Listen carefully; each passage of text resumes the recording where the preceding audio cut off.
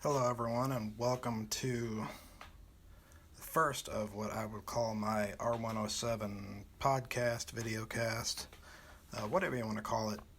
As an R107 owner, I felt it, you know, necessary to connect with other R107 owners, let people know, you know, and prospective buyers as well, what it's like to own one of these things, the pitfalls, things to look out for. Um, and this first little session, we're just going to do it as an audio only. And what I'm trying to express here is how we came to own an R107 and, you know, how the ownership experience has been the past 3 years. And really how to go about buying one of these things and what not to do, because we did a lot of what not to do things. And let's just dive right into it. I come from an automotive background. My dad was a body shop manager for about 40 years and a body man. And so I kind of grew up in the automotive business around dealerships and working on cars. Taught auto mechanics. I've had various positions within the automotive industry. And I've always been interested in the German cars. And my first three cars were Volkswagens. My dad's had a Volkswagen. My mom's had a Volkswagen. You know, we had a Saab. So European cars have always been an interest of mine. About 2008, I bought my first Mercedes. It was a W123 chassis, a 300D. It was beat up. It was old. Bought it for the right price, though. And I learned a lot about what the old Mercedes-Benz was all about. The car was incredibly well built, just overbuilt, really. And when people tell you that those cars are German tanks, they're not kidding. They really are built like tanks. But after that, I had a W126, which was the S-Class of the 80s and very early 90s. Again, it was a beat-up piece of crap. Somebody had neglected it, but I could tell what it was supposed to be. You know, you could take that thing out on the highway, and as beat up as it was, triple-digit speeds, it was rock solid. Just absolutely loved the W126, but it was really beat up, and I had a chance to buy a different car, so I sold that, and I had no Mercedes. And my wife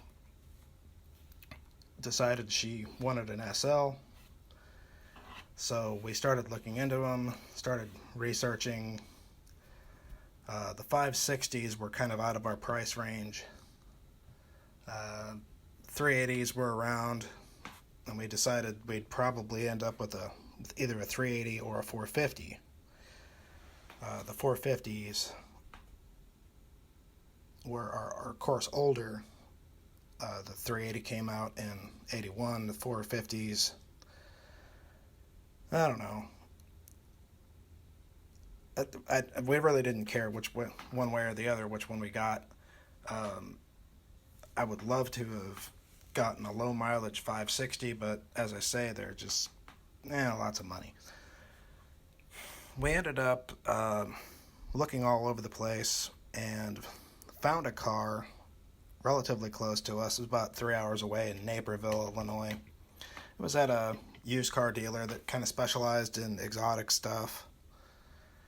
My initial impression of the dealer was that they had a lot of very nice high-end stuff. They had Ferraris, Bentleys, you name it. All the stuff that was inside their building was very nice. The stuff on the outside of the business, not so nice. A lot of the cars looked like they'd been sitting there, hadn't been run in 6 months, probably dead batteries, hadn't been washed. You know, this is in March, so you can wash your cars in March. Anyway, we had looked over the car via pictures. We went up there on a Saturday, had the cashier's check already made out. Not that we couldn't have ripped that up, but we looked at the car. It was a California car. It was delivered to California, had California emission on it. My initial impressions of the car was that it was a solid car. It was rust-free. It wasn't a Bondo buggy that had been sprayed over, but it did have a relatively not so good repaint on it. Okay, fine. I know we're not going to get perfection. I looked under the car for the typical rust spots around the rockers, the jack points. Didn't see anything. I took the car for a drive. I wasn't completely impressed. You know, just the way it drove, it didn't seem to have a lot of power. But not having driven an R107, I didn't know what to expect. Didn't seem to have a lot of power. It ran, it didn't stall or anything. We took it around the block, you know how it goes. The blinkers didn't work. The flasher was bad. That was obvious. Okay, fine, whatever. The interior of the car was really nice. The MB Tex was in almost flawless shape, except for one little rip on the driver's bolster. The dash looked good. It had a dash cap put on it. I didn't know that at the time, but it looks good. It looks fine. It's a black interior car. And it just looked like it had been in storage for a long time. And then this dealer bought it, did an oil change, put it on their lot. And I had misgivings about it mechanically, but I figured, hey, you know, I've owned these cars in various states of repair, and I can fix this. So we bought the car. The gas gauge didn't work. I learned that when I tried to fill it up before we went home, and the tank was already full. So there's another thing I have to fix. Okay, no big deal. I headed down the interstate, and it was all pretty good down the interstate. When I turned off onto the two-lane highway to come home, it just didn't accelerate very well at all. And at one point, I was doing about 40 miles an hour, and it wouldn't go any faster. Okay. And that was the beginning of the Odyssey. Long story short, the entire fuel system needed to be gone through. A lot of parts needed to be replaced. I think we spent about $8,000 on the car. And then I've put in probably $1,500, $2,000 in parts alone, just replacing things in the fuel system. I noticed, I put it up on the hoist at work, and I noticed some of the rubber hoses at the back where that comes out of the fuel tank. Those were pretty degraded. That's to be expected. It's an old car. It's been in California where rubber doesn't fare very well. So, trying to get to the bottom of the fuel system issue that made the car not always run so well, ended up taking the fuel sender unit out, and that's under the soft top in that soft top compartment. Took the fuel sender out, which gives you a great look inside the gas tank. I looked in there, and there was probably an inch of rust sediment on the bottom, large chunks and just sediment floating around. You could see a distinct line about halfway up the tank where it had obviously been stored with half a tank of gasoline in it for many years. Moisture had gotten in there and went to work. So, yeah, an ungood situation. Gas tank came out. I cleaned it out with muriatic acid. Did that a couple times, got it all cleaned out. Had to replace the fuel strainer at the bottom. Replaced all the rubber lines back there at the back. And honestly, I mean, a car with that kind of age, that would have had to been done anyhow. But the fact that the car had sat around and gotten this rust into its fuel system was a major problem. I replaced the fuel pump. It was still working, but having had all that rust run through it, I just replaced it. They're not all that expensive. I just replaced it. Ended up replacing later the fuel accumulator, which did help with restarts. But the fuel accumulator was trashed. Anything that has any kind of rubber in it, it was trashed. So everything in the back was brand new. New fuel filter, of course. I opened up the lines at the fuel distributor up on the engine, and I primed the pump and everything was clean from the back. So I knew I was good there. Still ran like crap. It would run okay for a while, then you'd get into this situation where you could do about 40 miles an hour, and it was chugging and popping and backfiring. So, ended up, I replaced all 8 fuel injectors. I replaced the little cups and the rubber seals on those. Did I have to do that? I don't know. I attempted to back flush them, but they weren't that expensive. I mean, I got these injectors for around $20 a piece. They weren't all that expensive, and I knew they were brand new. Fine.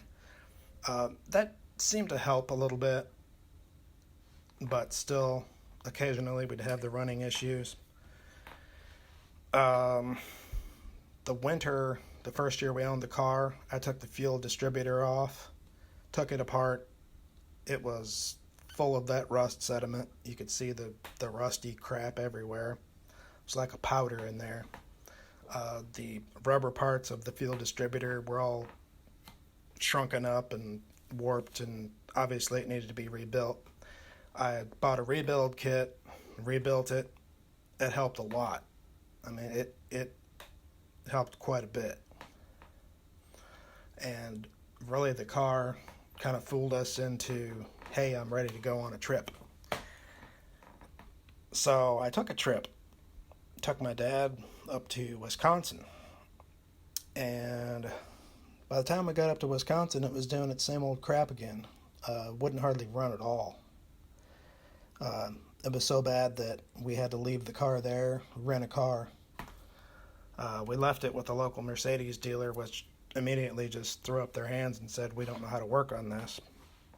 But they were kind enough to take it over to a German specialty shop who said that he couldn't get to it for a month or so. So, went up there with a U-Haul trailer, trailered it back. That was a nice adventure. Got it home, messed around with it. Eventually decided to take the fittings off of the warm-up regulator. The warm-up regulator obviously has a lot to do with warming the car up, which it always had stumbled on startup. But I really wasn't concerned about startup, and then I found that the warm-up regulator is a lot more than a warm-up regulator. It's basically your fuel pressure regulator. So I took the fittings off that, took the regulator off, took it apart, made sure that the little bimetallic spring in there was working. Okay, it was. I noticed there were some fine mesh screens in there, and what do you know, they were full of rust sediment. Pulled those out, put the thing back together, ran a lot better. Ran it that way for some time. and decided, okay, I'm going to take you on another trip. Took the car to Moline, Illinois. It's about 2 hours from us. Not a huge trip, but car started to stumble a little bit about the time I got to Moline. On the way back, I ended up with the same old crap, the 40 mile an hour crap, wouldn't hardly run, spitting, backfiring. I nursed the car home. I was pissed. Fast forward, and the latest things I've done to the vehicle have really actually finally fixed this issue. It's really been a combination of everything together that's finally fixed it. And I say finally fixed it. I don't expect the car to be a Toyota Camry from 1998, but it's been driving a lot better. I adjusted the throttle sensor plate, the air sensor plate. Don't have the carbon monoxide sensor to adjust it properly. I kind of did it by ear, but I think I got it right. That's helped a lot with hot restarts. It starts right up now. Seems to run a lot better, and probably the biggest thing I've done lately is I replaced the timing chain.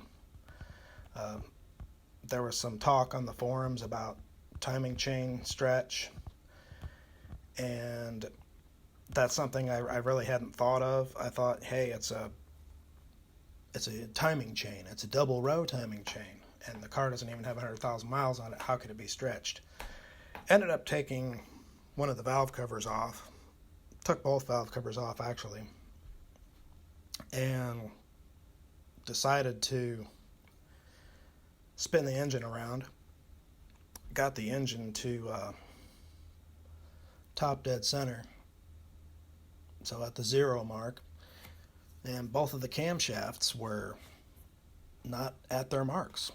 So I rolled it past top dead center, and I believe I got to 30 degrees past top dead center before the cams came to their TDC marks. I've timed a lot of engines. I know that's not good, and I believe when the engine gets warm, that's being exaggerated even further. So I rolled a new timing chain in.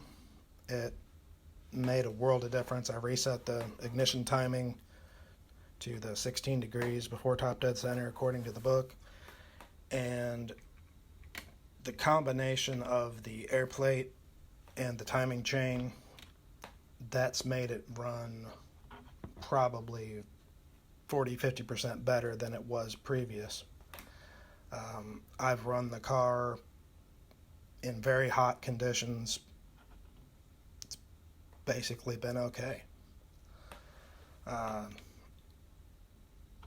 If I knew that the gas tank was full of rust when I bought the car and that I'd have to basically rebuild the fuel system, I definitely would have let the car lay there and bought a different car. I considered doing that at the time, but we took a chance. It was a straight car. It was a rust-free car. I knew we didn't want a rusty car. We've owned plenty of rusty cars. I don't like it. You know, I'm tired of driving junk. And this being a play toy, classic Mercedes-Benz, I didn't want to mess around with rust restoration and all that. So we bought the car basically for its body condition. I knew there would be some mechanical issues I'd have to deal with, but I did not know the extent of the fuel system issues I'd have to deal with. But we're at a point now, 3 years later, where I think we can now pretty much enjoy the car, take it where we want to take it. And that's kind of the odyssey we've been on for the past 3 years. I've learned a lot about the R107, about the M117 engine, Bosch fuel injection. I've learned more about Bosch fuel injection than I ever cared to know. But, we're not wealthy people. We can't take the car to a Bosch specialist and pay them what they deserve to be paid. So I work on it. I've done everything myself. No, I don't believe anyone's turned a wrench on the car since we've owned it except me. If you have the means and you're having drivability issues, take it to a Bosch person. Go find that guy that's been doing it for 30, 40 years and let them at least diag the car for you. I didn't have that ability, so there's been a lot of trial and error. But overall, we enjoy the car. Really haven't had to do a whole lot other than the fuel system issues and the timing chain. There's things here and there that are broken on the car. They don't prevent us from driving it, and it's not a daily driver car. If the trunk lid won't stay open, big deal. I'm not going to get groceries in the thing. I'll fix that later. HVAC issues, I'll fix that later. It's a convertible. Drop the top, there's your HVAC. Has a hell of a heater, so we can drive it. We do not drive the car in snow because of the salt. I'm just not going to do that. I'm not going to ruin a rust-free California car with Illinois salt. But that's where we're at right now. I intend on doing some videos, going over the car, maybe showing some things to look for, maybe parts identification. My background is in automotive parts. That's what I've done for a living. So maybe go around the car, identify some of the parts of the Bosch fuel system, show you our car and what I like about it, what I don't like about it, that sort of thing. So look for some videos in the future, and hope you enjoy what we're doing here, and hope to see you in the future.